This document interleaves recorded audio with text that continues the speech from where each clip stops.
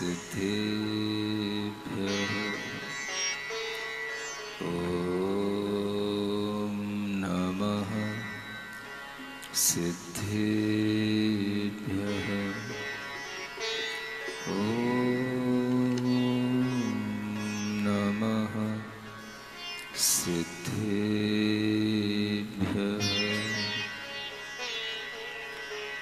जयतस्तव पार्श्वस्य श्रीमद्भर्तुः पदद्वयम् क्षयं दुस्तरपापस्य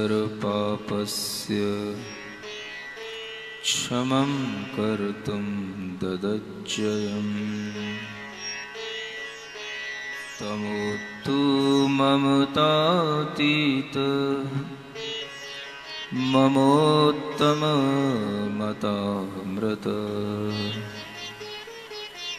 ततामितमते तात मतातीतमते मित स्वचित्तपटया लिख्य जिनं चारुभजत्ययम्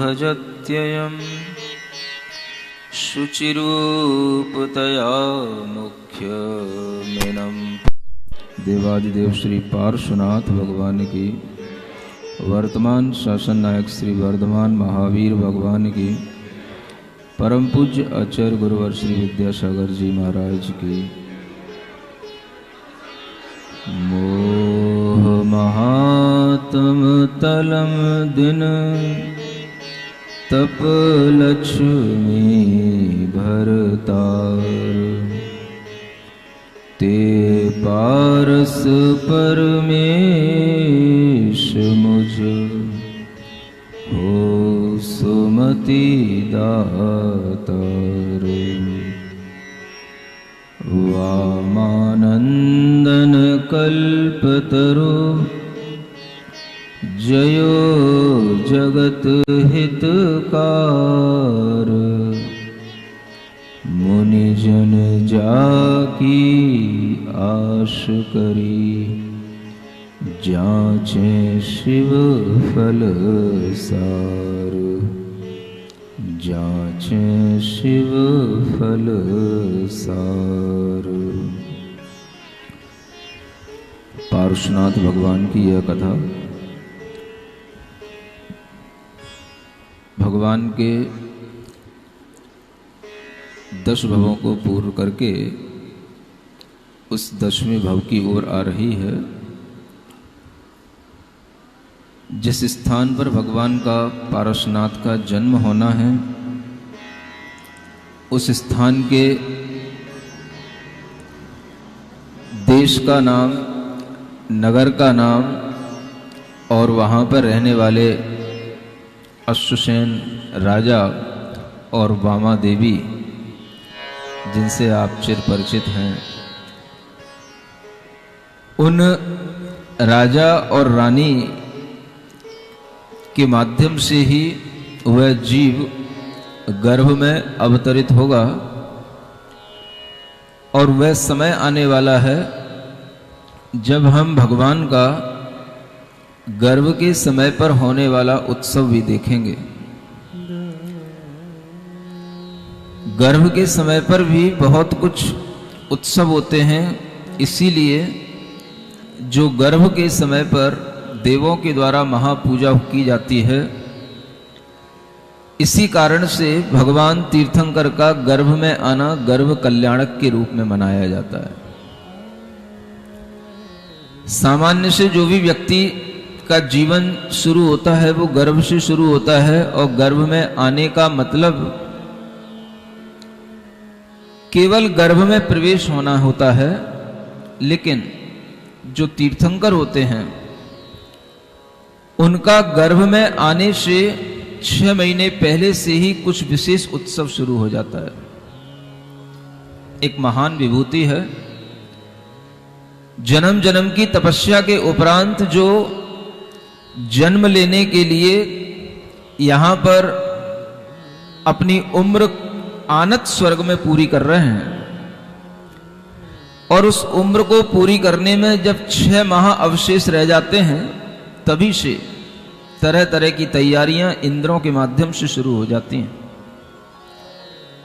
एक अलग ही तरह का माहौल, उत्सव रहता है जब किसी तीर्थंकर का किसी नगरी में जन्म होना होता है, और वो क्षेत्र भी धन्य हो जाता है जिस क्षेत्र में ऐसे तीर्थंकरों का जन्म होता है, गर्भ होता है। इसीलिए जो महापुरुष हैं उनके गर्भ के समय से ही देवों के द्वारा पूजा शुरू हो जाती है, और उसी को गर्भ कल्याणक कहा जाता है। आप जानते हैं कि तीर्थंकरों के लिए ही यह कल्याणक शब्द का प्रयोग होता है, और कल्याण करने वाले और कल्याण कराने वाले, स्वयं अपना भी कल्याण करते हैं और दूसरों का भी कल्याण कराते हैं। इस तरह की जिनके अंदर शक्ति और सामर्थ्य होती है, उन्हीं की देव लोग, इंद्र लोग आकर के विशेष पूजा किया करते हैं। उसी को हम कल्याणक के रूप से जानते हैं। एक असाधारण घटना इसे हम समझ सकते हैं कि जब कोई जीव कहीं से आता है तो वह जीव आने से पहले ही अपने आने की सूचना देने लग जाए। किसी का आगमन हो रहा हो और आगमन होने से पहले अभी वह गर्भ में आया नहीं, उससे 6 महीने पहले से ही हलचल शुरू हो जाए, यह साधारण घटना नहीं है। ये विशिष्ट व्यक्तियों के साथ होने वाली असाधारण घटनाएं होती हैं। आप विचार करें कि जो व्यक्ति अभी गर्भ में आया नहीं, उससे पहले ही तैयारियां शुरू हो जाती हैं, और वो तैयारियां आप मनुष्यों के द्वारा नहीं होती हैं, देव लोग उस तैयारी में जुट जाते हैं। उन्हें अपने अवधि ज्ञान से यह ज्ञान होने लग जाता है कि इस भरत क्षेत्र में तीर्थंकर का अवतरण होने वाला है, तीर्थंकर का गर्भ में आने का समय आने वाला है, और उससे पहले ही वो तैयार हो जाते हैं। अपने आप में यह इतनी विशिष्ट घटना है कि अगर हम कभी विचार करें तो आपको लगेगा कि गर्भ में आने का भी जीव का कितना बड़ा महत्व होता है। जो जीव पूर्व जन्म में बहुत बड़ी तपस्याओं के माध्यम से अपने अंदर तीर्थंकर प्रकृति जैसे पुण्य को अर्जित किए हुए हैं, ऐसे पुण्यवान जीवों के साथ में उनका पुण्य आगे आगे चलता है। हमेशा आप ध्यान रखना, हमारे अंदर रहने वाला धर्म, हमारे अंदर रहने वाला पुण्य ही हमारे जब आगे आगे चलता है तो सब व्यवस्थाएं करता चला जाता है। आप कहीं भी जाते हैं, कहीं जाने के बाद आपको किसी भी तरीके की परेशानियां होती हैं, कहने के बावजूद भी, बताने के बावजूद भी वो परेशानियां कम नहीं होती हैं, और हो सकता है कि आप उसके बावजूद भी परेशान होकर के ही वहां से लौट आते हो। लेकिन कुछ पुण्यवान जीव ऐसे होते हैं जिनके आने की सूचना पहले से होती है, और केवल सूचना ही पहले से नहीं होती है, पहले से तैयारियां होती हैं। अगर पता भी पड़ जाए कि इनके आने की संभावना है तो सभी प्रकार की तैयारियां शुरू हो जाती हैं। यह पुण्यवान जीवों के साथ होता है। आप कहीं पहुंचते हैं, पहुंचने के बावजूद भी आप खटखटाते रहते हैं दरवाजे, भाई मैं आ गया। लोग फिर भी आपके लिए अटेंड करने के लिए नहीं पहुंच पाते हैं। आप पहुंचने के बावजूद भी किसी टाइम बे टाइम पहुंच गए, आपके लिए कोई स्वागत ना मिला, कोई व्यवस्थाएं ना मिली, आपको तरह तरह की परेशानियां दिखाई देती हैं। लेकिन आप कभी ये विचार नहीं करते कि हमारी सारी व्यवस्थाएं हमारे पुण्य से आगे आगे चलती हैं, और अगर पुण्य में कमी है तो हम कितनी व्यवस्थाएं करके चलें, वो एंड टाइम पर सब व्यवस्थाएं फेल हो जाती हैं। ऐसा कभी कभी महसूस होता होगा। हम व्यवस्थाएं बनाते हैं कि भाई मैं आ रहा हूं, ऐसा होना चाहिए, वैसा होना चाहिए, ऐसा हो जाए, वैसा हो जाए, और जब पहुंचने का समय होता है तो वहां पहुंचने के बाद देखा जाता है किसी ने कह दिया भाई मैं भूल गया, मुझे याद ही नहीं रहा कि आज आपको आना था। मैं किसी दूसरे काम में लग गया, आज सडनली वो काम मेरे सामने आ गया, मैं उसमें व्यस्त हो गया, क्षमा करना, मैं पता नहीं था कि आप इतने टाइम पर आएंगे, आप रात के 2 बजे आ गए, 2 बजे से सुबह तक परेशान है, क्या कर सकता हूं। अब परेशानी तो निकल ही चुकी, जब तक सुबह 6 बजे तब तक। आपको लगता है कि ये चीजें सामान्य हैं, लेकिन आप कभी विचार नहीं करते कि ये चीजें हमारे भीतर से हो रही हैं। व्यवस्थाएं जो आगे आगे चलती हैं वो सब हमारे पुण्य से चलती हैं, और अगर हमारे भीतर पुण्य नहीं होता है तो हम कितनी व्यवस्थाएं करें, सब व्यवस्थाएं एंड टाइम पे फेल हो जाती हैं। ये बात है, याद रखना चाहिए। इन महापुरुषों के साथ रह करके, इन महापुरुषों का जीवन समझ करके हमें यही चीजें सीखना है।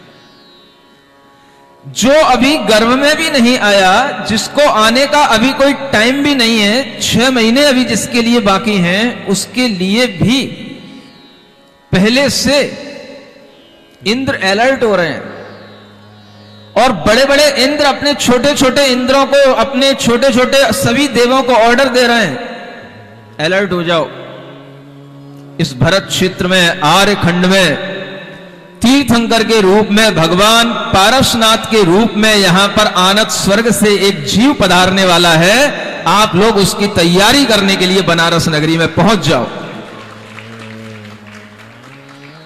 बस इंद्र की आज्ञा, और वो आज्ञा को शिरोधार्य करना सब देवों का काम होता है।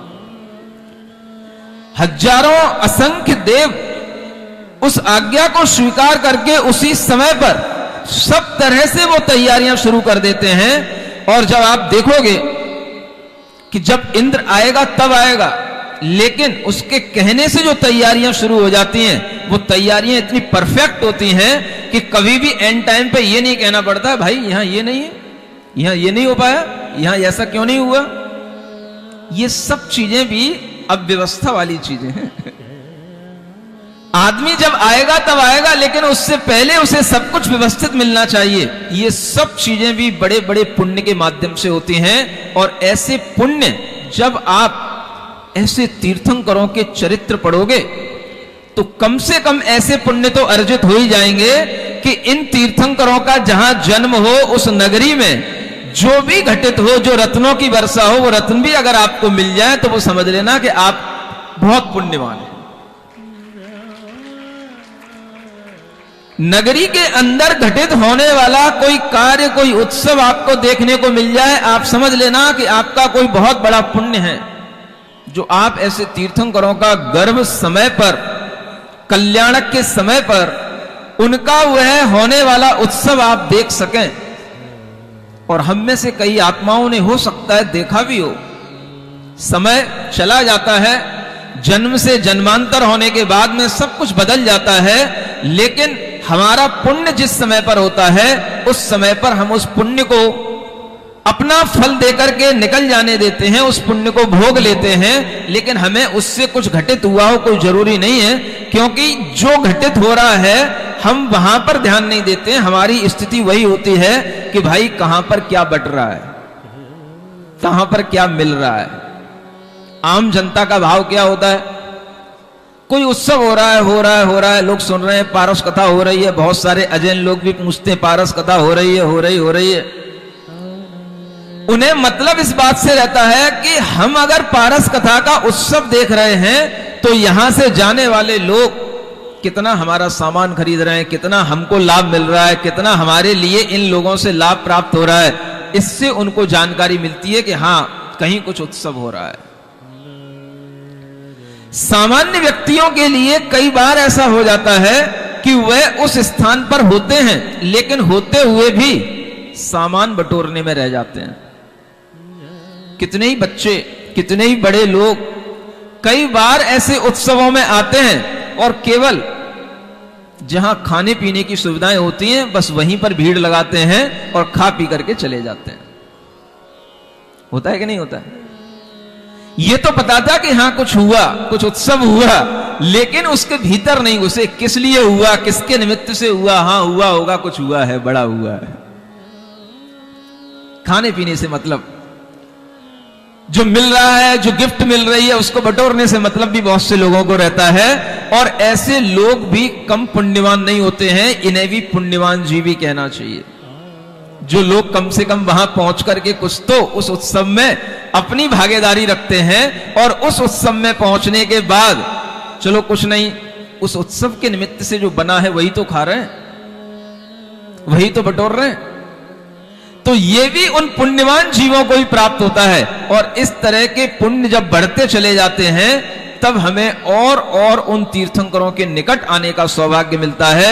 इंद्र को इसीलिए पुण्यवान कहा जाता है क्योंकि इन तीर्थंकरों के गर्भ में आने से पहले, गर्भ में आने के बाद, जन्म होने के बाद सारा समागम अगर किसी को सबसे अधिकता में मिलता है तो इस इंद्र को मिलता है, जिसे सौदर में इंद्र कहा जाता है। इसलिए दुनिया में सबसे ज्यादा पुण्यवान जीव ये कहलाता है। आप पूछते रहते हो भाई सौदर में इंद्र इतना पुण्यवान कैसे हो गया? इसलिए पुण्यवान हो गया। पुण्यवानों की संगति में रहने के लिए भी पुण्य चाहिए। क्या सुन रहे हो? अगर आपके पास में पुण्य नहीं है तो आप पुण्यवानों की संगति भी नहीं कर पाओगे। महापुरुषों की संगति करने के लिए भी आपके हृदय में ऐसे मनोभाव होने चाहिए, आपके विचार इतने उज्जवल होने चाहिए, आपके भीतर का पुण्य इतना तीव्र होना चाहिए कि आप उनके निकट बैठ सको, उनके देख सको, उनका सानिध्य ले सको, उनकी कोई बात सुन सको। ये भी पुण्य के ही योग से होता है। अदरवाइज कोरोना हो जाएगा तो सब ऑफलाइन बैठे बैठे ऑनलाइन बैठे बैठे देखते रहेंगे, ऑफलाइन कुछ नहीं होता है। समझ आ रहा है? कोरोना माने पाप का उदय, सामूहिक रूप से सबके पाप का उदय। ऐसे पाप का उदय कि अगर पुण्यवान जीव कहीं हैं भी हैं तो हम उनके दर्शन करने नहीं पहुंच सकते हैं। ऐसे पाप का उदय, ये सब पाप का उदय एक टाइम के लिए आया, अब छट रहा है। लोगों में अभी भी भय बैठा हुआ है, डर बैठा हुआ है, अभी भी लोग थोड़ा सा डरे हुए हैं। पढ़े लिखे बच्चे कुछ ज्यादा ही डरे हुए हैं। समझ आ रहा है? और इस तरीके के डर आपके अगर छूटेंगे तो तभी छूट सकते हैं जब आपको थोड़ा सा धर्म पर भी विश्वास हो, थोड़ा सा आप अपनी सुरक्षा के साथ में अपने पुण्य और धर्म को भी बढ़ाने की कोशिश करें। तो आपको यह महसूस होगा कि अगर हम अपनी सुरक्षा के साथ में धर्म को भी प्राप्त होते हैं, धर्म को भी ग्रहण करते हैं, पुण्य की बातें सुनते हैं, पुण्य कथाओं का जहां पर वाचन होता है वहां पर श्रवण करने के लिए पहुंचते हैं, तो हमारी इम्यूनिटी अपने आप कई गुना बढ़ जाती है। क्योंकि इम्यूनिटी केवल बॉडी से नहीं बढ़ती है, माइंड में आने वाले थॉट्स की स्ट्रांगनेस से इम्यूनिटी बढ़ती है। सुन रहे हो? क्या बोल दिया मैंने? हाँ, जिसके लिए कोई इंजेक्शन नहीं है, रेमडेसिविर, ये कोई काम नहीं करेंगे तुम्हारी इम्यूनिटी बढ़ाने के लिए या तुम्हें कोरोना से मिटाने के लिए। ये सब खोखले खेल हैं, कुछ नहीं है। इम्यूनिटी बढ़ती है आदमी के दिमाग से, उसके विचारों की स्ट्रांगनेस से, उसका धर्म पर विश्वास होने से, आत्मविश्वास से। और ये सब इम्यूनिटी बढ़ाने का काम इसी तरह की सभाओं और प्रवचनों और उपदेशों के माध्यम से साधु लोग हमेशा किया करते हैं। और जो इस सभा में बैठे होंगे उनकी इम्यूनिटी नियम से बढ़ेगी और वो हमेशा अपने आप को स्ट्रांग महसूस करेंगे। ये यहाँ के वातावरण का, यहाँ की पवित्रता का एक प्रभाव होता है। हर आत्मा के आसपास एक पवित्रता का प्रभाव होता है, एक ऑरा होता है। और उस ऑरा में आकर के अगर आप बैठोगे तो आपको लगेगा कि हाँ, वास्तव में यहां पर बैठने के बाद में मेरा दिमाग बहुत पॉजिटिव होता है, स्ट्रांगनेस बढ़ती है, जो नेगेटिव थॉट्स हमारे अंदर आते हैं वो सब दूर हो जाते हैं। ये आपको यहां पर महसूस होगा। घर में बैठे बैठे आप अगर देख भी रहे होगे तो वो वहां पर आपको ये सब प्रभाव दिखाई नहीं देगा। ये आपके मन के अंदर का भाव इस बात में आना चाहिए कि प्रभाव एक बहुत बड़ी चीज है और वो प्रभाव का एक एरिया होता है। पारसनाथ भगवान का जहां जन्म होना है वहां जन्म होने वाले स्थान में वह प्रभाव निर्मित किया जा रहा है। और वह प्रभाव निर्मित किया जा रहा है उन देवों के माध्यम से, जो देव अभी स्वर्ग लोक में बैठे हैं। बनारस में उन्हें पता है कि इन्हीं अश्वसेन राजा के यहां पर, इन्हीं वामा देवी के यहां पर यह जीव आकर के अवतरित होगा। यह अवधि ज्ञान से उन देवों को पता है। सुन रहे हो? ये अवधि ज्ञान होते हैं। जीव के गमनागमन की स्थिति को देख लेते हैं। जीव कहां जाकर के जन्म लेगा, किन आत्माओं में, किन शरीर में जाकर के जन्म लेगा, किस स्थान पर जाकर के जन्म लेगा, ये अपनी आंखों से दिखाई नहीं देगा, किसी सैटेलाइट में दिखाई नहीं देगा, ये अवधि ज्ञान में दिखाई देगा। और वो अवधि ज्ञान देवों के पास नियम से होता है। उसी अवधि ज्ञान से वह देव जानने की कोशिश करते हैं। और जिन माता पिता का कल वर्णन आपके लिए कर रहे थे, उन माता पिता के गुण, उनकी विशेषताएं भी अपने आप में अद्भुत होती हैं। वो भी बहुत पुण्यवान होते हैं, जिनके लिए ऐसे तीर्थंकर का जन्म देने का जिन्हें सौभाग्य मिलेगा, वो माता पिता भी नियम से भव्य जीव होते हैं और वह नियम से मोक्षगामी जीव होते हैं। चाहे वो उसी भव में मोक्ष ना जाएं, लेकिन अगले किसी भव में मोक्ष जाना उनके लिए नियामक हो जाता है। ऐसे तीर्थंकर का जन्म भी उन्हीं पुण्य आत्माओं के गर्भ में होगा, जिनके लिए आगे मोक्ष जाने की योग्यता होगी। इतना सब कुछ होने के बाद आप देखें कि तीर्थंकरों के लिए जो होने वाला है वो तो ठीक ही है, लेकिन उनके जो माता पिता हैं उनकी भी अपनी कुछ विशेषताएं हैं। और कुछ विशेषताएं जो महापुरुषों की हुआ करती हैं, वो यहां पर एक छंद के माध्यम से लिखी गई हैं। तिथयरा तप्पियरा हलहर चक्काई वासदेवाई पड़वास भोय भूमि आहारो नथ निहारो। क्या है ये? प्राकृत भाषा में एक गाथा लिखी हुई है। तिथियरा माने तीर्थंकर, तब पियरा, पियरा माने पितर, माने माता पिता को पितर कहा जाता है। तीर्थंकर, तीर्थंकरों के माता पिता। हलधर, ये भी एक पदवी होती है जिसे बलदेव कहते हैं। और चक्रवर्ती और वासुदेव और प्रति वासुदेव, जिन्हें नारायण और अर्ध नारायण कहा जाता है। वासुदेव और प्रति वासुदेव के रूप में जिन्हें कहा जाता है, ये सब बड़े बड़े महापुरुषों की पदवियों के नाम हैं। चक्रवर्ती अलग, नारायण अलग, अर्ध नारायण अलग, और उसके बाद में हलधर अलग, तीर्थंकर अलग और उनके माता पिता अलग। ये वो महापुरुष हैं। आहारो नथी निहारो। सुन रहे हो? प्राकृत भाषा समझ में आती है? क्या बोल दिया? इसके अलावा भोग भूमि के भी जो जीव हैं, उनकी भी यही विशेषता है, व्यवस्था है। उनके लिए भी आहारो अथी, निहारो नथी। इंग्लिश तो बहुत सुनते हो, थोड़ा बहुत प्राकृत भी सीखो। अथी माने होना है और नथी माने नहीं। समझ आ रहा है? आहारो अथी माने आहार होता है, निहारो नथी माने निहार नहीं होता है। समझ में आ रहा है? समझ में आ रहा है? अथी अथी क्या बोलना? हाँ हाँ, आ रहा है, आ रहा है, आ रहा है। समझ आ रहा है? जिन्हें नहीं आ रहा है नथी नथी। ऐसे शरीर जिनको पुण्य के योग से ही प्राप्त किया जाता है, और ऐसे शरीर जिनके माध्यम से आहार तो हो और निहार नहीं हो, अगर ये आज किसी के लिए हो जाए तो वो रोगी कहलाएगा। डॉक्टरों के पास घूमता फिरेगा, न जाने कौन कौन से चूर्ण खाएगा।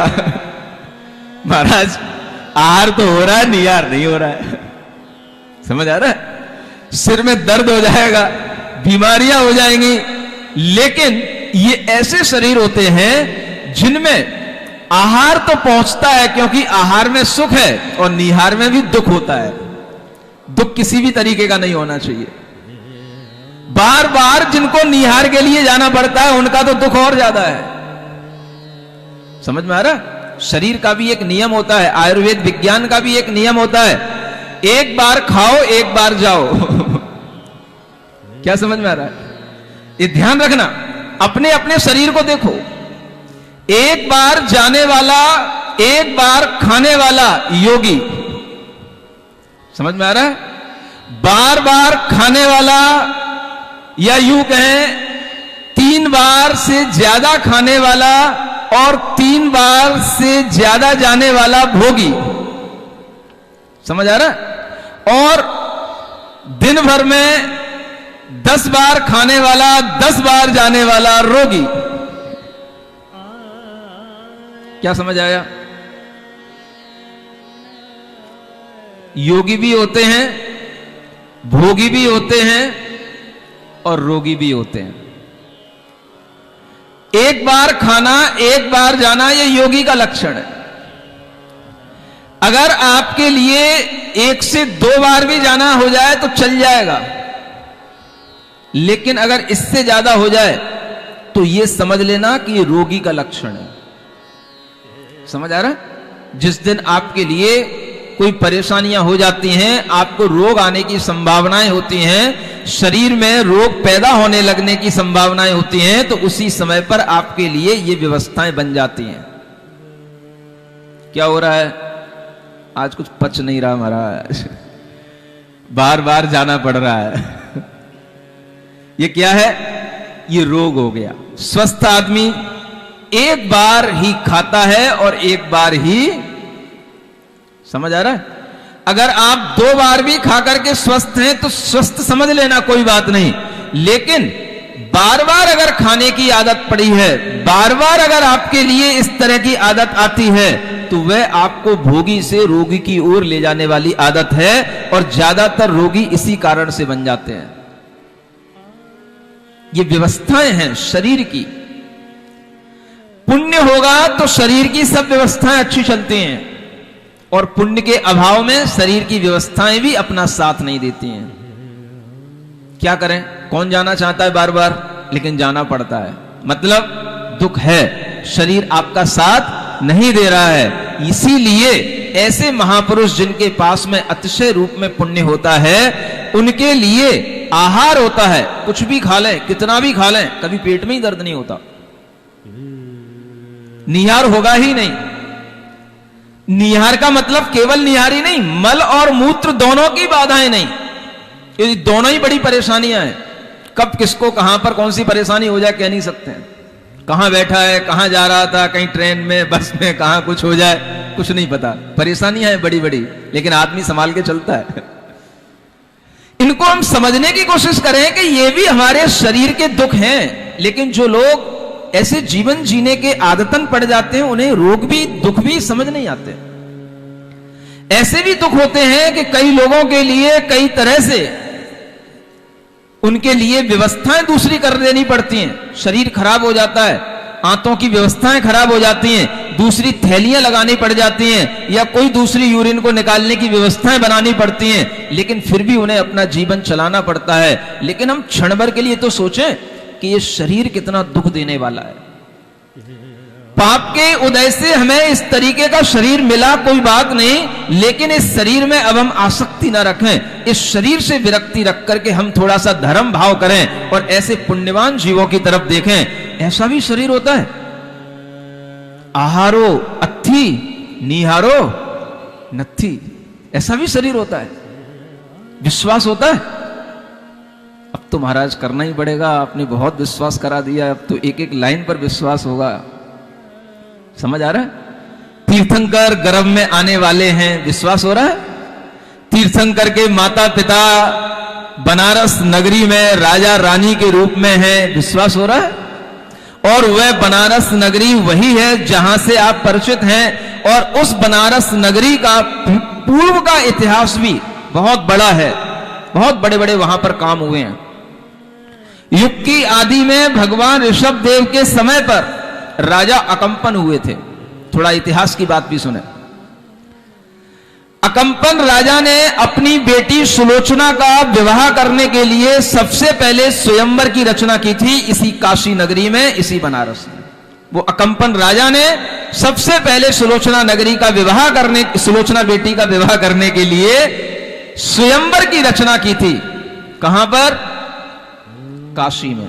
भगवान ऋषभ देव के समय से यह इतिहास जुड़ा हुआ है, सुन रहे? और ये वही सुलोचना है जिसका विवाह जय कुमार के साथ हुआ था, जो भरत चक्रवर्ती का सेनापति था। प्रधान सेनापति भरत चक्रवर्ती के रत्नों में प्रधान रत्न माना जाता है। भगवान पार्श्वनाथ तो 23वें तीर्थंकर हैं, उससे पहले भी उस बनारस में एक और तीर्थंकर का जन्म हो चुका है। 1000, 2000, लाख, करोड़ वर्ष पहले नहीं, अरबों खरबों नील महानील वर्ष पहले नहीं, असंख्यात वर्ष पहले। क्योंकि भगवान सुपार्श्वनाथ का जन्म स्थान भी बनारस ही है, यह शास्त्रों में लिखा हुआ है। पारसनाथ तो याद आ रहे हैं, सुपार्श्वनाथ भी याद करो। और इसलिए याद करो कि दोनों के रंग एक जैसे हैं। जैसा पारसनाथ भगवान के शरीर का रंग है, वैसा ही सुपार्श्वनाथ भगवान के शरीर का रंग है। और दोनों का जन्म बनारस में हुआ। और सुपार्श्वनाथ भगवान कितने पहले के? बहुत पहले के। चंद्रप्रभु भगवान से भी पहले के, शांतिनाथ भगवान से भी पहले के। कौन से नंबर के? 7वें नंबर के। और हम अभी कथा पढ़ रहे हैं कौन से भगवान की? 23वें तीर्थंकर की। इससे पहले भी ये दृश्य हो चुके हैं, इससे पहले भी इस बनारस में इस तरीके के अवतार हो चुके हैं। लेकिन न हमें वो प्रजा याद है, न हमें वहां का कोई कथानक याद है। और ये सब जो हमारे अतीत में घटित हो चुका, वह केवल हमारे लिए आगम का विषय, शास्त्र का विषय रह गया। वो हमारी केवल स्मृति और श्रद्धा का विषय रह गया। अगर हम और आगे बढ़ते हैं तो उसके बाद में यह तीर्थंकर 23वें तीर्थंकर जन्म लेंगे। और उसके बाद भी एक और बड़ी घटना याद रखने लायक है जो वहां से जुड़ी हुई है। क्या? हां, सुन रहे हो? आचार्य समंतभद्र नाम के बहुत बड़े दिग्गज, बहुत बड़े प्रभावक आचार्य हुए। उन आचार्य समंतभद्र की घटना भी वहीं बनारस से जुड़ी हुई है, जहां उन्होंने एक पत्थर में, एक पिंडी में छेद करके, उसको फाड़ करके चंद्रप्रभु भगवान की प्रतिमा अपनी भक्ति से प्रकट की थी। वो वही बनारस नगरी है। आपको कुछ याद हो या ना हो, इतिहास धीरे धीरे मिटता है। जब मैं बनारस गया, सम्य शिखर की यात्रा से लौटने के बाद मैं बनारस आया, मेरे मन में भाव आया, क्या वो स्थान आज भी है? कुछ लोगों ने मुझे बताया, हां महाराज, वो स्थान आज भी बना हुआ है। सुने, कान खोल के सुने। मैंने भाव किया कि मुझे इस स्थान को देखना है। महाराज, वहां कुछ नहीं है, आप क्या देखने जाओगे? वहां तो एक कुछ पिंडी नुमा कुछ रखा हुआ है, किसी का मंदिर बना हुआ है। कोई बात नहीं, मुझे वो स्थान देखना है जहां पर इतने बड़े आचार्य के द्वारा कोई घटना घटित हुई है। और मैंने वहां जाने के लिए जब मन बनाया तो लोगों ने जहां मुझे जाना था वहां से जाने के लिए वो रास्ता बनाया कि चलो इस मंदिर से होते हुए इधर से इस रास्ते से निकल के चलेंगे। और हमें वहां किसी दूसरी जगह जाना था, जो BHU यूनिवर्सिटी है, उस ओर हमें जाना था, तो वहां का रास्ता उन्होंने वहां से बनाया। ये बात आपको बता रहा हूं 2008 की। सुन रहे? मैंने पूछा कि वहां पर कुछ है कि नहीं? बोले वहां कुछ नहीं है। चंद्रप्रभु भगवान कहां गए? कोई पता नहीं। लेकिन एक नाम वहां लिखा रहता है जिससे उस घटना का पता पड़ता है। और वो नाम वहां लिखा रहता है समंतभद्रेश्वर। क्या लिखा है? और उसी के नीचे लिखा रहता है फटे महादेव। समझ आ रहा है? मैं जब वहां पहुंचा, छोटा सा एक मंदिर है और उस मंदिर के पीछे बहुत बड़ा मंदिर बना हुआ है, जिसकी घटना भी कुछ अजीब अलग तरीके की है, वो भी कभी आपको बताऊंगा। जब वहां पहुंचा मैं, तो मैंने वहां जो पंडित था, पुजारी था, मैंने उससे पूछा ये नाम यहां समंतभद्रेश्वर क्यों पड़ा? मैंने उससे पूछ लिया तो वो थोड़ा सा विचलित हो गया। आपको इससे क्या लेना देना? ये मेरे इष्ट का नाम है, बहुत दिनों से नाम चला आ रहा है। वो इस तरीके की टोन में बात करने लग गया। तो मैंने सोचा ये बिगड़ रहा है। तो मैंने देखा यहां कुछ अपने लायक कुछ है भी नहीं है, देखने लायक कुछ है भी नहीं, बस मैं तो ये देखने आया था कि वास्तव में यहां कुछ लिखा है क्या। मैं आगे बढ़ गया, चला गया। आप सोचें इतिहास कैसे मिटते हैं, कैसे मिटाए जाते हैं। वहां अब कुछ नहीं है। अब मुझे लोगों ने यह भी बताया इतने सालों के बाद, जब मैंने वहां पर समंत भद्रेश्वर भी लिखा देखा, कुछ लोगों ने मुझे यह भी बताया कि अब उस स्थान पर वो भी मिटा दिया गया, वहां पर वो भी नहीं लिखा हुआ है। समझ आ रहा है? अब अगर वहां पर वो नाम भी मिट गया तो अब आपके पास इतिहास में कुछ नहीं रहा। अब सिर्फ मेरी स्मृति रही जो मैं आपको बता रहा हूं। अब वहां पर वो नाम भी हट गया तो फिर वहां पर अब आपकी कोई पहचान नहीं रही, और तो कुछ था ही नहीं वहां। एक समंत भद्र के नाम से ही हम समझते थे कि वो आचार्य समंत भद्र के नाम से आज तक भी वो नाम चला आ रहा है, और उस नाम का मंदिर आज तक भी वहां बना हुआ है। समझ आ रहा है? इतिहास देखो कैसे बनते हैं, और अगर हमें इतिहास से कोई मतलब नहीं होता है तो इतिहास अपने आप मिटते चले जाते हैं। दूसरे लोग उन इतिहासों को मिटने के लिए तैयार रहते हैं। यह इतिहास है। हमें कभी फक्र नहीं होता कि अगर हम कभी बनारस जाएं तो इस भाव से जाएं कि वहां दो दो तीर्थंकरों की जन्म स्थली है, तप स्थली है, दो दो तीर्थंकर वहां पर जन्म लिए हैं। आज अगर उस बनारस को जाना जा रहा है तो पीएम की सीट के माध्यम से जाना जा रहा है। उस बनारस को जाना जा रहा है तो वो गंगा नदी के कारण से जाना जा रहा है। लेकिन किसी को यह पता नहीं कि ऐसे तीर्थंकरों का जन्म स्थान वह बनारस है, और उस बनारस में रहने वाले ऐसे महापुरुष जो उस समय पर भी रहे होंगे, एक मनुष्य के ही रूप में रहे होंगे, लेकिन वो सामान्य से ऐसे विशेष मनुष्य थे जिनके लिए आहारो अथी निहारो नथी। इतना तो याद हो गया? चलो कह लेना, हमको प्राकृत भाषा सीख गए, आने लगी है। ठीक है ना? कहानी शुरू करते हैं, बहुत देर हो रही है। मंगल भवन अमंगल हारी, पारसनाथ जगत हितकारी, सुख संपत सब ही घर आवे, पारस कथा भविक जन गावे। अब आगे भवि जन मन थंब, सुनो गर्भ मंगल आनंद। एक दिना सौ धर्म सुरेश, धनपति प्रतिदिनोपदेश। आन तेंद्र की तिथि में सही, आयु 6 मास शेष सब रही। भी सम अवतार महान, वो सी नगर बनारस थान। अश्वसेन भूपति के धाम, पंचाचरज करो अभिराम।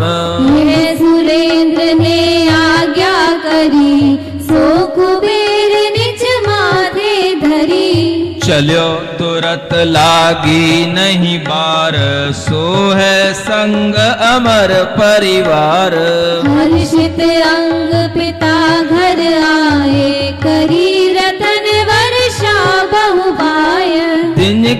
जिनके तेज तिमिर नहीं रहे, नाना वर्ण प्रभा लह लहे। ऐसे निर्मलोक नग भूर, बरसे नभ के आंगन पूर। नभ सो आवे झलकती, मणिधारा इति भाय। सुरग लोक लक्ष्मी की धो, सेवन उतरी माय। क्या कह रहे हैं? मन को थाम करके यह गर्भ मंगल की कथा सुनना है आपको। क्या करके? मन को थाम के। थाम के मतलब मन को रोक करके। समझ आ रहा? मन इधर उधर मत ले जाना, कोई भी ऊधमबाजी मत करना बैठे बैठे आपस में, किसी भी तरह से डिस्ट्रैक्शन माइंड में नहीं आना चाहिए, और मन को एक जगह रोक करके यह गर्भ मंगल की कथा आपको सुनना है। जब इंद्र ने आदेश दिया है कि अश्वसेन राजा के यहां पर जाकर के पंचाश्चर्य करो। क्या करो? हाँ, ये बहुत फेमस है पंच आश्चर्य, और ये 5 आश्चर्य इंद्रों के आदेश से देवों के द्वारा किए जाते हैं। तो उनमें सबसे पहला आश्चर्य तो यही है कि रत्नों की वर्षा होना। लोग अभी इतना ही जानते हैं केवल रत्नों की वर्षा होती है, लेकिन 5 आश्चर्य होते हैं। गर्भ में आने से पहले। रत्नों की वर्षा उनमें एक आश्चर्य है, और रत्नों की वर्षा होती है वर्षा की तरह ही होती है। जैसे आपके लिए अगर पानी की वर्षा होती है दिखाई नहीं देता पानी कहां है, लेकिन जब गिर जाता है तब दिखाई देता है पानी गिर रहा है। ऐसे ही ऊपर से क्या हो रही है, रत्नों की बस वर्षा होगी। वर्षा होने पर आपको रत्न दिखाई देंगे, कौन बरसा रहा है ये दिखाई नहीं देगा। ऐसे पंच आश्चर्य प्रारंभ हो जाते हैं, और वो पंच आश्चर्य कौन से हैं वो यहां पर आपको याद करके जाना है कि वो पंच आश्चर्य क्या है। मंगल भवन अमंगल हारी, पारसनाथ जगत हितकारी, 3.5 करोड़ परवान, योनित वर्ष रतन महान। सुरभि सुगंध कल्पतरु फूल, बरसावे सुर आनंद मूल। गंधोदक की वर्षा करें, मानो मुक्ता फल अवतरें। प्रतिदिन देव दुदुम्बी बजे, किंदो महासागर ये गजे। एक तो 3.5 करोड़ रत्नों की वर्षा नित्य होना, ये क्या हो गया, ये पहला आश्चर्य हो गया। दूसरा आश्चर्य है कि सुरभित सुगंध कल्पतरु के फूलों की वर्षा। कौन से फूल, आपके यहां के ये गुलाब और केवड़ा के फूल नहीं, कल्प वृक्षों के द्वारा जो फूल होते हैं, जो स्वर्गों में कल्प वृक्ष होते हैं, उन फूलों की वर्षा का नाम है पुष्प वृष्टि। ऐसी पुष्प वृष्टि होती है। दूसरा आश्चर्य होता है ना, क्योंकि वह आश्चर्य में तभी है जब वो फूल आपके यहां नहीं मिले।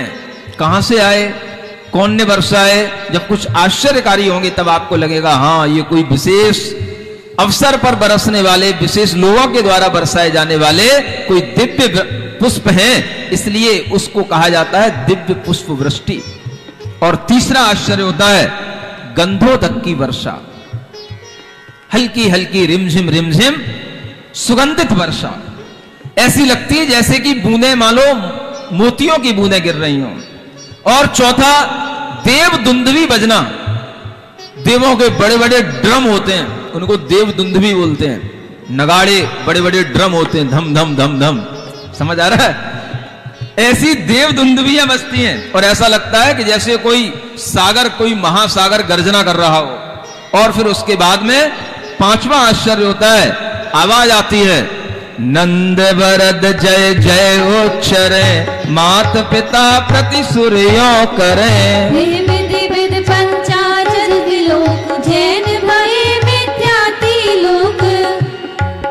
इस तरह के ये 5 आश्चर्य होते हैं, और ऐसे आश्चर्यों को देख करके भी बहुत सारे मिथ्यात्व को पालने वाले या मिथ्या दृष्टि जीव, जिनके अंदर मिथ्या विश्वास होते हैं, अंधविश्वास होते हैं, वो भी जैनी बन जाते हैं, वो भी जैन धर्म पर विश्वास करने लग जाते हैं कि इस तरह से जैनों के यहां पर ऐसे तीर्थंकर होते हैं, तो ऐसे तीर्थंकरों का मानना ही भगवान का मानना है, और ये उन्हें विश्वास होने लग जाता है। भगवान के आने से पहले ही लोग सम्यक दृष्टि बनने लग जाते हैं, ये प्रभाव होता है। आने के बाद क्या होगा, अभी तो सरकार आया ही नहीं है। कौन सरकार, अभी तो आए ही नहीं है, उनके आने की अभी केवल चर्चा शुरू हुई है। और इस तरीके के ये पंचाश्चर्य, देवन किए 6 मास लो, पंचाचर्ज अनूप, देख देख पर जा भई, आनंद अचरज रूप। 6 महीने तक ये पंचाश्चर्य होते हैं। सुन रहे हो, अब यूं नहीं कहना कि 6 महीने तक केवल रत्नों की वर्षा होती है। गर्भ कल्याणक में 6 महीने तक ऐसे 5 आश्चर्य होते रहते हैं, और हमेशा इस तरह से उनके माता पिता के लिए ये आशीर्वाद देवों के द्वारा दिए जाते हैं। नंद नंद, वरद वरद, माने नंद का मतलब होता है वृद्धि को प्राप्त हो, वरद माने आपके लिए वरदान की प्राप्ति हो, जय जय माने आपकी जय जयकार हो। इस तरीके के माता पिताओं के लिए भी ऐसे आशीर्वाद देवों के द्वारा मिलते हैं। और फिर जब इस तरह से प्रजा देखती है तो उस आनंद और आश्चर्य से भरी हुई उस प्रजा के लिए और क्या होता है, यो अति आनंद सो जिन माही, माता गगन सुखोदधि माही। मानिक जटित मनोहर धाम, रत्न पलंक तेज अभिराम। मणिमय दीप जहाँ जगमगे, अति सुगंध आवत अलिपगे। करि चतुर्थ आनंद सनानी, करि शयन जननी सुख मानी। पश्चिम रैन रही जब आय, 16 सुपने देखो माय। इनके नाम लिखो अगलोए, पढ़त सुनत पातक छे होए। देखो क्या कहते हैं, ऐसे आनंद प्रजा को भी हो रहा है, माता पिता को भी हो रहा है, और वह माता ऐसे सुख के सागर में अपने आप को डुबोए हुए है कि उसका समय जो निकल रहा है वो आनंद के साथ निकल रहा है। और वह एक दिन अपनी शैया पर स्वप्न देखने के लिए तैयार होती है। स्वप्न देखने के लिए उसके लिए तैयारियां होती हैं, वो स्वप्न देखती है। जिस शैया पर वो लेटी हुई है वह रत्नों की शैया है, चारों तरफ मणियों के दीपक जगमगा रहे हैं, शैया पर सुगंधी है, और वह चतुर्थ स्नान के बाद में वह जननी वह शयन के सुख को प्राप्त हो रही है। सुन रहे? चतुर्थ स्नान समझते हैं? चौथे दिन का स्नान कहलाता है। महिलाएं समझती इन चीजों को। ये बात भी थोड़ी समझने योग्य है कि जब महिलाओं के मासिक धर्म के दिन आते हैं, उन दिनों में कभी भी भोग नहीं किया जाता है, उन दिनों में कभी रति क्रिया नहीं की जाती है। ये ज्ञान आज जरूरी है देना। मासिक धर्म के दिन बीत जाने के बाद ही वह क्रिया की जाती है, और अगर कभी ऐसा हो जाता है तो उससे अगर जो संतान अगर पैदा पहले तो होती नहीं है, अगर होगी तो नियम से अपंग होगी। मासिक धर्म का अपने आप में बड़ा महत्व है। शरीर में बनने वाली गंदगी को निकलने का एक टाइम होता है, और उस टाइम पर अगर वह गंदगी निकलती है तो हर तरीके से शरीर अपवित्र होता है, अशुचि होता है। शरीर में जो गंदगी बन रही है जब तक शरीर के अंदर है तब तक वो अपवित्र नहीं है, लेकिन अगर वो शरीर से रिसने लग जाए तो वो अशुचि कहलाता है। आज की बेटियां, आज की माताएं, आज की पढ़ी लिखी बहुएं थोड़ा सुनने और समझने की कोशिश करें। भारतीय संस्कृति के अंदर यह एक पवित्र परंपरा रही है, चाहे वो हिंदू धर्म हो, वैष्णव धर्म हो, जैन धर्म हो, हर धर्म में परंपरा रही है। न केवल भारतीय धर्म में, लेकिन आप इतिहास उठा करके देखेंगे तो विदेशों में भी बहुत सी जगहों पर यह परंपरा मान्य है। जो यह माहवारी होती है उन दिनों में कोई भी पवित्र स्थानों पर नहीं जाना, किसी भी तरह के गृह कार्य नहीं करना, उन दिनों में स्वयं अपने हाथ से भोजन नहीं बनाना, और न पति बेटों आदि को भोजन कराना। आपका शरीर अशुद्ध है, आपके शरीर से निरंतर अपवित्रता का झरना झर रहा है, और आप उस समय पर अगर कोई भी भोजन बनाएंगे तो वो पवित्र नहीं होगा, वो अपवित्र हो जाएगा। ऐसी ऐसी भी स्थितियां बनती हैं, ऐसे ऐसे रोग होते हैं कि उस समय पर किए गए भोजन से आपके लिए सफेद दाग, अनेक तरह के पेट के रोग और आंखों के रोग भी हो जाते हैं, और ये चीजें प्रभाव डालती हैं। आप देखना, कभी भी ये सुना जाता था पहले घरों में कि अगर कहीं पर पापड़ बनाने के लिए उस पापड़ को सुखाने के लिए छतों पर रख दिया है, या कोई जो मूंग की दाल की जो बरी होती है उसको भी सुखाने के लिए रख दिया होता है, और वहां पर ऐसी महिलाएं अगर आ जाती हैं तो उनकी हवा से भी वो पापड़ काले पड़ जाते हैं, खराब हो जाते हैं। सुन रहे हो? ये पवित्रता और अपवित्रता का भाव आपको अपने ज्ञान में हमेशा बना करके रखना है। आज की बच्चियों को पढ़ाया जाता है कि ये सब कुछ नहीं है, इसमें आपको अपना दिमाग खराब करने की जरूरत नहीं है, इसमें आपको घर में बैठने की जरूरत नहीं है, आपको अपने घूंघट में रहने की जरूरत नहीं है, आप जो कर रहे हो करते रहो। जिनसे मिलना है उनसे मिलना है, जिनसे संपर्क करना है, ऐसा सिखाया जाता है। और यह भी सिखाया जाता है कि ये कुछ नहीं है, ये जैसे नाक से नाक निकल आती है ना, ऐसे ही मुंह से थूक निकल आता है ना, ऐसे ही बस अपने शरीर के अंगों से निकलने वाली गंदगी, इससे कुछ नहीं होता है।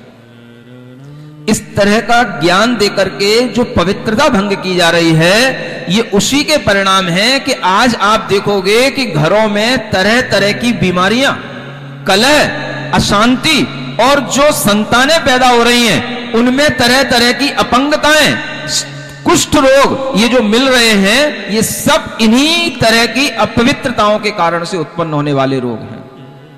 और ये सब चीजें आप लोगों को अपने विश्वास में रखनी चाहिए। इन चीजों के लिए साइंस इसलिए आगे नहीं आती क्योंकि साइंस के माध्यम से वही चीजें कही जाती हैं जो धर्म से अलग हट करके हों, जिन्हें दुनिया में सबके लिए काम करना हो। अगर साइंस के लोग ही ऐसी बातें करने लगेंगे तो ये जितने भी जॉब करने के बड़े बड़े ऑफिस हैं, जो लड़कियों के द्वारा ही जॉब कराए जा रहे हैं, वो सब खाली पड़े रह जाएंगे। इसलिए ये बातें उनको नहीं समझाई जाएंगी।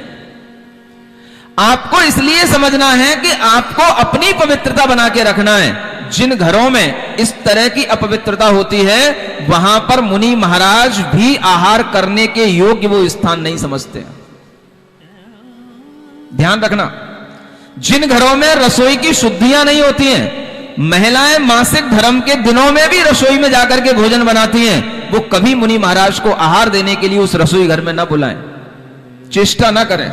वो स्थान अपवित्र हैं, वो बर्तन अपवित्र हैं। इस तरह के स्थानों पर मुनि महाराज कभी आहार नहीं लेते। इसलिए आप लोगों को यह पवित्रता बनाए रखने का धर्म स्वयं भी सीखना है, अपनी बेटियों को भी सिखाना है, और जो भी बहुएं घर में आती हैं उनसे भी कहना है कि यह धर्म जिस तरह से चला आ रहा है हमें उसी तरह से इसका पालन करना है। उन दिनों में न हम देव का, न हम गुरु का, न हम शास्त्र का, किसी का दर्शन नहीं करते। उन दिनों में हम पवित्र स्थानों पर नहीं जाते। उन दिनों में घर की स्त्रियां घर से बाहर नहीं निकलती। अपने 3 दिन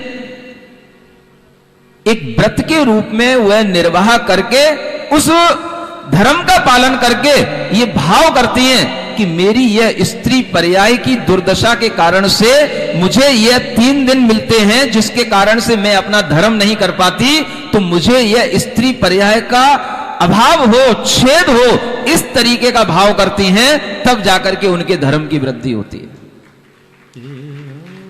ये सीखना है। ये परंपराएं धीरे धीरे लुप्त हो रही हैं।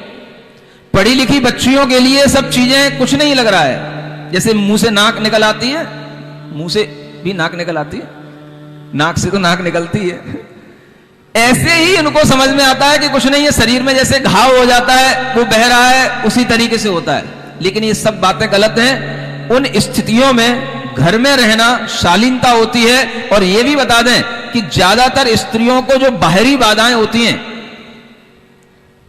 भूत प्रेत की बाधाएं हो जाती हैं, ये सब इन्हीं दिनों में बाहर घूमने से होती हैं। जिनके लिए ऐसा समय चल रहा हो और वह कहीं पार्क में गए हो, किसी वृक्ष के नीचे बैठ गए हो, कहीं एकांत स्थान में घूमने गए हो, वहां पर व्यंतर आदि उनके पीछे लगेंगे और वो घर पे आएंगी। तो मुझे पास कई ऐसी बेटियां आती हैं, महाराज जब ये घर से स्कूल गई थी, कॉलेज गई थी, तब तो अच्छी थी, और उसके बाद में जब से घर आई है तब से इसके दिमाग में न जाने क्या हो गया है, इसको क्या लग गया है। अब वो लग गया है तो क्यों लग गया है ये अब कौन बताए।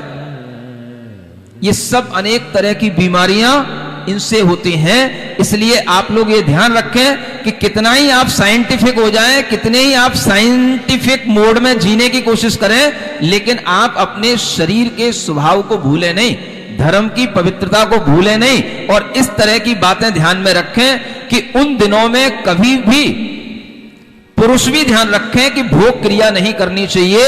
ये बहुत ही बड़ा अभिशाप होता है। स्त्री के शुद्ध होने के बाद ही वो भोग क्रिया की जाती है, तभी अच्छी संतान की प्राप्ति होती है। ये भी आप इस पारस पुराण से सीख लेना।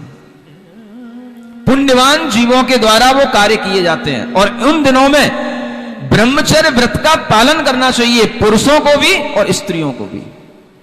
महीने में अपने आप 4 दिन के लिए आपको ब्रह्मचर्य व्रत का पालन करने का, 3 दिन का ब्रह्मचर्य पालन करने का एक सौभाग्य मिलता है, और वह आप अपॉर्चुनिटी छोड़ देते हैं। इसी से आपके पाप की वृद्धि होती है। आपको कुछ नहीं करना है, अपने आप आपके लिए महीने में 3 दिन का ब्रह्मचर्य व्रत का भी भाव रखेंगे तो भी आपके लिए पुण्य का भाव आएगा। ये सीख रहे हो कि नहीं सीख रहे हो?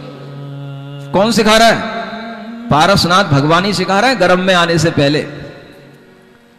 हमें कैसे जीना है, इसको काम पुरुषार्थ कहा जाता है। ये भी धर्म के साथ चलता है तो पुरुषार्थ कहलाता है।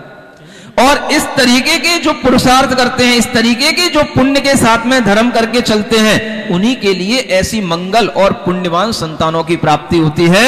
ये भी हमें इसी पारसनाथ भगवान के पुराण से ही सीखना है। ओम अरहम ओम अरहम ओम अरहम बोल, ओम अरहम ओम अरहम ओम अरहम बोल। सभी कार्य की सिद्धि से तू पहले इसको ओम अरहम ओम अरहम ओम अरहम बोल, ओम अरहम ओम अरहम ओम अरहम बोल। देखो, माता 16 स्वप्न देखती है उसी पवित्र शैया पर। उसी चतुर्थ स्नान के बाद जब वह पश्चिम रैन माने कि पिछली रात्रि का अंतिम पहर होता है, तब उसे 16 स्वप्न जो देखने को मिलते हैं, उनका भी वर्णन आपको सुनना चाहिए, पढ़ना चाहिए और देखना चाहिए कि ऐसे स्वप्न भी तब आते हैं जब किसी मंगलमयी पुण्यवान जीव का अवतरण गर्भ में होता है। सुपनावली 16 सुनमीत जिन राज जन्म सूचक पुनीत। ऐरावत हाथी प्रथम दीश मद गीलो गंड विशाल शीश। देख्यो डक्कारत वृषभ राज अति उज्जवल मोती वर्ण भ्राज। देखो पंचानन धवल दे निज नाद करे जो शरद में। क्या देखे 16 सपनों में? सबसे पहले ऐरावत हाथी देखा। बड़ा ऐरावत हाथी होता है, अपने मद में डोलने वाला, जिसका गंड स्थल जो उसका माथा होता है बहुत विशाल होता है। दूसरा स्वप्न देखा, एक ऐसा वृषभ राज बैल है ना, जो उज्जवल मोती के आभरण को अपने गले में धारण किए हुए है, ऐसा सुंदर बैल देखा। तीसरा पंचानन देखा, सिंह, और वो भी कैसा? धवल देह का, सफेद रंग का सिंह देखा, जो नाद कर रहा है जैसे शरद काल के मेघ सफेद सफेद नाद करते हैं, उनकी गर्जना होती है, ऐसे वो सिंह का नाद दिखाई दे रहा है। देखो मणि आसन शोभमान तह हेम कलश कमलासनान। देखी दो पावन पहुकुमाल भ्रमरावली बेड़ी अति विशाल। और फिर देखा अगले स्वप्न में कि एक आसन पर लक्ष्मी बैठी है, हेम के कलशों से, स्वर्ण के कलशों से उसका अभिषेक हो रहा है। और 2 पुष्पों की मालाएं देखी, जिन पे भ्रमरों की लाइनें, पंक्तियां, आवलियां जिन पर मडरा रही हैं, ऐसे सुगंधित पुष्पों की मालाएं देखी। और उसके आगे रवि मंडल देखो तम दलंत उदयाचल ऊपर उदयवंत। संपूर्ण तापति विमान तारावली मध्य विराजमान। इसके बाद में एक बहुत प्रचंड तेजदीप्यमान उदित होने वाला सूर्य देखा। और उसके बाद में तारापति यानी चंद्रमा का विमान देखा, जो अनेक प्रकार के ताराओं के विमानों के बीच में सुशोभित हो रहा है। जल तेरत मनोहर मीन जोट देखे जिन जननी पलक ओट। देखे चामी कर कलश तोए यदि जल के बारिज ढके सोए। और फिर मीन युगल देखा, मछली युगल को भी देखना, जो पानी में लहरा रही है, तैर रही है, ये भी शुभ माना जाता है। ऐसे स्वप्न अगर आपको कभी 16 में से एक भी आ जाएं, तो समझ लेना आपके लिए कुछ उस दिन बहुत मंगल होने वाला है, कोई बहुत आपको पुण्य की निधि मिलने वाली है, कोई लॉटरी खुलने वाली है। ये अपने आप सोच लेना आप। अगर ये पुराण पढ़ते पढ़ते भी सपने में अगर ये सपने दिखने लग जाएं, तो समझ लेना कि इस पुराण के पुण्य फल से भी हमको कुछ लॉटरी खुलने वाली है, कुछ अद्भुत मिलने वाला है। क्योंकि सपने में वही दिखता है जो बार बार दिन भर सोचा जाता है और सुना जाता है। तो अगर यही आप सोचें, यही आप सुने बार बार, और अगर आपको इस सपने में ऐसे शुद्ध स्वप्न दिखने लग जाएं, तो समझ लेना कि आपके लिए जीवन में आगे मंगल होने वाला है और आगे का समय आपका बड़ा ही शुभ और सुख शांति के साथ व्यतीत होने वाला है।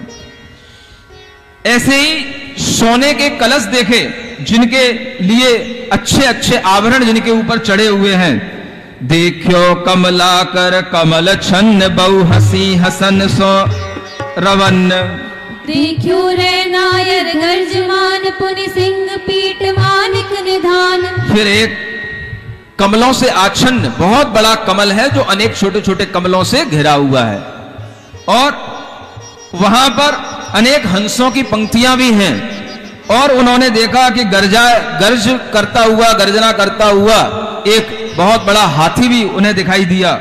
फिर देखो देव विमान जोग ध्वज घंटा झालर सो मनोग प्रगट्यो मई पोरी फनित धाम मणि कंचनमय नैनाभिराम। यह जो गर्जना करने वाला हाथी नहीं है, हाथी तो ऐरावत पहले हो चुका है, ये रत्नाकर है। रत्नाकर माने समुद्र, समुद्र की गर्जना देखी, समुद्र देखा जिसमें बहुत सारे रत्न भरे होते हैं, उसको रत्नाकर कहते हैं।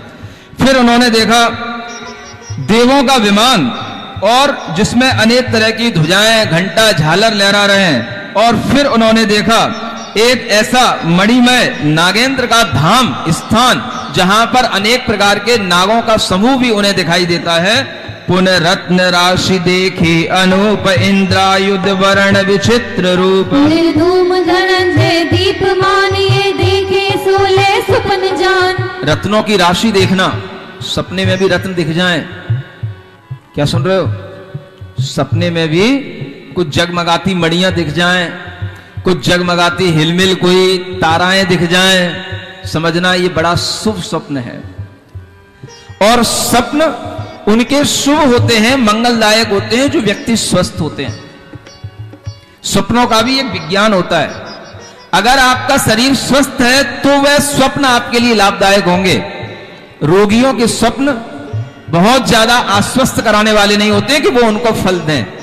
तो स्वप्न फलदायी भी होते हैं और बिना फलदायी भी होते हैं। अगर आपकी प्रकृति वात प्रकृति है तो आपको स्वप्न वात के आएंगे। कैसे? आप आकाश में उड़ रहे हो, कहीं पर हवा में घूम रहे हो, इस तरीके के स्वप्न आएंगे। आपके चारों ओर हवाएं चल रही, आंधी चल रहा है, तूफान चल रहा है, ऐसे स्वप्न आएंगे। समझ आ रहा है? अगर आपकी प्रकृति कफ की है तो आपको एक भारी भारी स्वप्न आएंगे कि आप कहीं से गिर रहे हो, किसी मीनार से कूद रहे हो, इस तरीके के स्वप्न आएंगे। समझ आ रहा है? अगर आपकी प्रकृति पित्त की है तो आपको दौड़ लगाने के स्वप्न आएंगे। आप कहीं घूम रहे हो, मचल रहे हो, या किसी चीज को भूल गए हो, बार बार कहीं दौड़ करके उसी चीज को पाने की कोशिश कर रहे हो, इस तरीके के स्वप्न आएंगे। जैसे एग्जाम में जा रहा था, पेन लेके नहीं गया, एग्जाम हॉल तक पहुंच गया, फिर पेन लेने के लिए घर पे आया, तब तक तो एग्जाम का टाइम निकल गया। ये पित्त के ही उधर से स्वप्न आते हैं। समझ आ रहा है? स्वस्थ व्यक्ति के स्वप्नों का फल मिलता है, और ये जो स्वप्न के फल हैं ये अगर आपको मिलेंगे तो स्वस्थ अवस्था में ही आपको महसूस होंगे। रत्नों की राशि देखना, और एक निर्धूम धनंजय का मतलब होता अग्नि।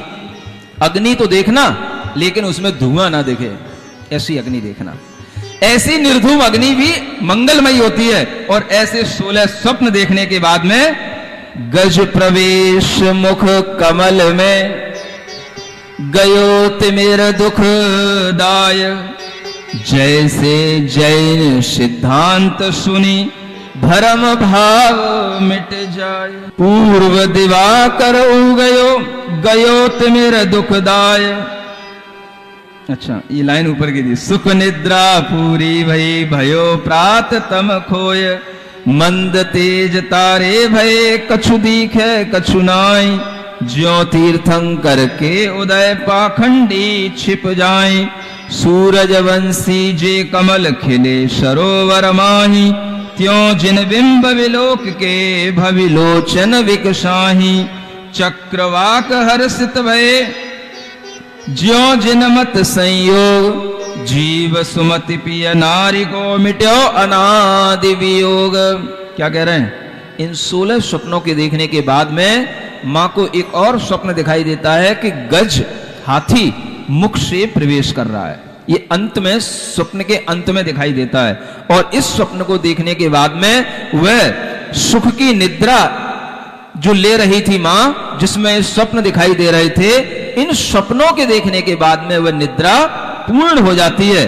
प्रातः काल होता है और जब दिवाकर का उदय होता है तो चारों ओर का अंधकार दूर हो जाता है। मानो ये सूचना दे रहा हो कि जैसे जैन सिद्धांतों को पढ़ने के बाद में हमारे भ्रम दूर हो जाते हैं, ऐसे ही दिवाकर के उदय होने पर रात्रि का अंधकार दूर हो जाता है। कुछ भ्रम दूर हो रहे हैं कि नहीं हो रहे हैं? दूर हुए कि नहीं? भ्रम भ्रम भरम, समझ में आ रहा है? वह भ्रम जो हमने अपने दिमाग में अनेक तरह के पाल रखे थे, किसने हमें बनाया, किसने दुनिया बनाई, भगवान कैसे बनते हैं, भगवान को कौन बनाने वाला होता है, भगवान दुनिया बनाता है क्या, इस दुनिया में 1000 वर्ष पहले, लाख वर्ष पहले भी कुछ था कि नहीं था, ऐसे तमाम तरह के भ्रम इन जैन सिद्धांतों को पढ़ने से दूर, बोलो, हो गए? पीछे तक के हंस रहे हैं। इसी तरह से यहां कहा जा रहा है कि तीर्थंकर के उदय से पाखंडी लोग छिप जाते हैं, जैसे सूर्य के उदय से तारों का तेज छिप जाता है।